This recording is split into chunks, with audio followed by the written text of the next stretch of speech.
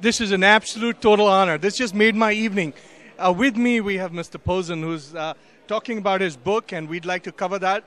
But in the meantime, we just want to have a few words from Mr. Pozen on camera and give us his insights on that deep entrepreneurial energy that he has inspired this evening, sir, and talk about India specifically as a possibility of some growth, and we'd probably get him there somewhere.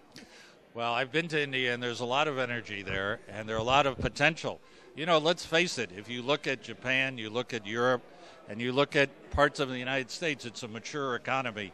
It's not going to have the growth rates that India has, so there's tremendous potential there, and if entrepreneurs can tap it, they're going to be very successful. Well, given Mr. Pozen, we'll do a brief review on our blog on Mr. Pozen's illustrious career. Mr. Pozen, what message would you like to give our viewers who are here and they literally worship some of the things that you've just said, especially about the smaller financial institutions being the engine of growth? Can you expound on that?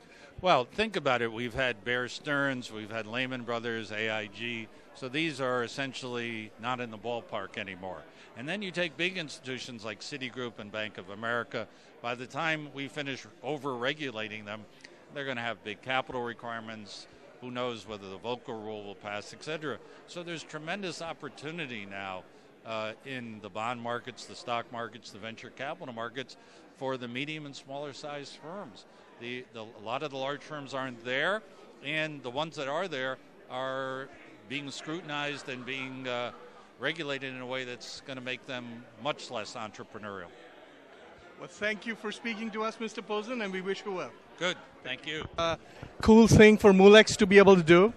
Molex fundamentally believes in empowering the little guy to help fix the earth and make it greener, healthier, and happier. And nothing more gives me pleasure than to have just met with Bob Pozen and to be able to talk about his book, How to Fix the U.S. Financial System. And we believe that we'll get his leadership in inspiring a generation of entrepreneurs who want to be able to talk straight and not worry about how big the FIs are, but look at the entrepreneurial spirit in the small financial institutions, the community banks, the credit unions, and look at some of the Molex financial solutions in that space. So more to come, and thank you for joining us.